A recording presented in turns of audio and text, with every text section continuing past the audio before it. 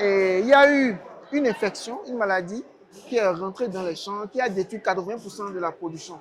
Donc du coup, l'offre a considérablement baissé, donc le gingembre a pris du prix.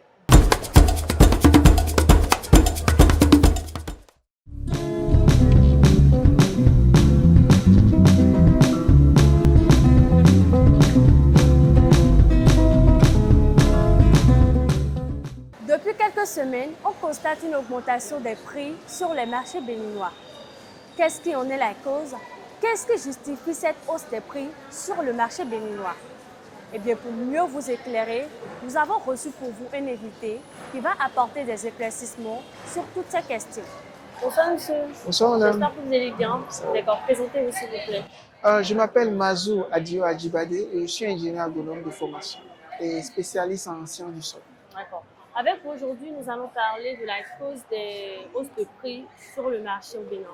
Alors, depuis quelque temps, on remarque que les consommateurs se plaignent de la hausse des prix sur le marché. Qu'est-ce qui explique en fait cette hausse-là? Bon, la hausse des prix, vous savez, c'est d'abord quelque chose de saisonnier. Vous savez, chaque année, à des moments donnés, cela arrive. Donc, c'est conjoncturel. Ce n'est pas, je ne pense pas que cela fasse l'objet d'une grande inquiétude. C'est tout à fait normal parce que, bon, nous sommes dans la période des semis, c'est-à-dire actuellement, vous savez, la saison des pluies a démarré. Et donc, les récoltes de l'année passée sont en train d'être épuisées. Bon, avec la loi de l'offre et de la demande, vous voyez que, bon, voilà, quand l'offre baisse et la demande est élevée, les prix aussi vont être élevés. Donc, c'est un peu ça ce qui se passe. D'accord, je vois.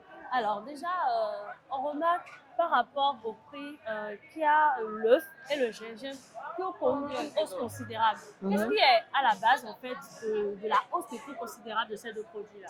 Bon, vous savez, par exemple, au niveau du gingembre, c'est une situation qui s'est passée au Nigeria.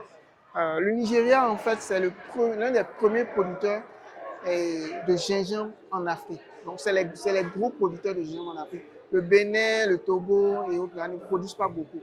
Donc, il y a eu une infection, une maladie qui est rentrée dans les champs, qui a détruit 80% de la production. Donc, du coup, l'offre a considérablement baissé, donc le gingembre a pris du prix. Donc, pour le gingembre, c'est fondamentalement le problème qu'il y a. Parce que le gingembre que nous avons l'habitude d'importer du Nigeria aujourd'hui n'est plus aussi disponible qu'avant. Donc, c'est ça le véritable problème. Et en ce qui concerne l'œuf? En ce qui concerne l'œuf, ce que nous sommes en train de voir, c'est qu'il y a des intrants liés à la production tels que le soja qui sont également en pénurie. Comme je vous l'ai dit, nous sommes dans une période de semis, donc les récoltes sont presque terminées. Donc du coup, bon, les prix sont élevés. Il y a également l'indisponibilité, je crois, des poussins. Donc il y a beaucoup de facteurs qui expliquent la hausse du prix des œufs actuellement. Là, est-ce qu'on peut dire que la hausse de ces prix peut être également justifiée par les perturbations climatiques qui existent aujourd'hui? Il faut noter que les perturbations climatiques affectent toute la chaîne de production. Ça, il n'y a rien à dire. Vous savez, les changements climatiques, ça peut être vu de façon positive comme de façon négative. Par exemple, bon, au niveau des producteurs, parfois la pluie peut beaucoup tomber, parfois elle peut ne plus tomber. Donc le problème qui se pose, c'est que le producteur ne sait plus exactement quand est-ce qu'il va semer, ou bien quand est-ce qu'il va récolter, ou bien quand est-ce qu'il va faire les opérations culturelles. Donc c'est un problème fondamental. Parfois il hésite. Parfois, il se dit, mais si je produis aujourd'hui, est-ce que la pluie va suffire pour que je puisse avoir mes récoltes? Il hésite. Donc cette hésitation fait qu'à la fin, peut-être il décide de ne pas produire parce que bon, c'est un risque. Donc à la fin, si moins de producteurs s'engagent dans la production, et évidemment, il y aura pénurie et il risque d'avoir des hausses sur le marché. Mais je pense que c'est des choses qui sont en train d'être jugulées. Il y a beaucoup d'actions qui sont mises en œuvre par les décideurs pour améliorer les variétés et pour mettre en place des systèmes de production résilients, c'est-à-dire qui sont capables d'exister, enfin de bien produire malgré ces fluctuations climatiques. Quel sera votre mot, voilà, à l'endroit d'abord des consommateurs, à l'endroit des revendeurs également, et à l'endroit des producteurs ainsi qu'à l'endroit des décideurs politiques pour favoriser la baisse des prix sur le marché béninois? La première des choses, c'est d'abord de les encourager pour ce qu'ils font déjà, parce que ce n'est pas petit. La mise en place des infrastructures routières, par exemple, c'est quelque chose de notable. Nous, même dans les champs, il y a des voies goudronnées qui permettent d'acheminer facilement les produits. Donc, imaginez qu'avant, ces voies n'existaient pas. Pour que les consommateurs qui se retrouvent dans les centres urbains puissent avoir accès à ces produits, vous imaginez le coût. Donc, c'est déjà quelque chose de très important. Aujourd'hui, nous avons constaté également, par exemple, la baisse relative des coûts de communication.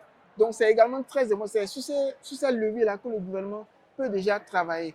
Maintenant, au niveau des intermédiaires et au niveau des producteurs, c'est là vraiment qu'il y a beaucoup de travail à faire. Et au niveau du producteur, c'est vraiment que la recherche et les différents ministères concernés puissent travailler à ce que les techniques culturelles qui permettent aux producteurs d'être résilients, de s'adapter, comme on le dit, aux fluctuations climatiques, puissent être vraiment accessibles, puissent être appliquées. Et comme ça, comme je l'ai dit tout à l'heure, on puisse améliorer la politique globale. Vous voyez, donc il y a beaucoup de travail qui est à faire. Et au niveau des intermédiaires, c'est là, vous savez, les intermédiaires, souvent, ce sont les commerçants. Et là, c'est un peu la force du gouvernement qui va travailler pour essayer, pas pour les forcer, mais pour essayer de les mettre en dialogue pour que vraiment ils puissent revoir aussi un peu leur marge. Puisque c'est des acteurs qui, eux, ne voient que enfin, c'est leur intérêt.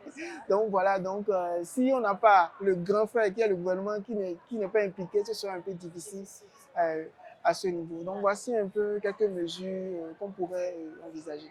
Merci beaucoup d'avoir accepté de nous accorder cette interview encore une fois. On se dit à la prochaine. À la prochaine. D'accord, merci. Merci madame.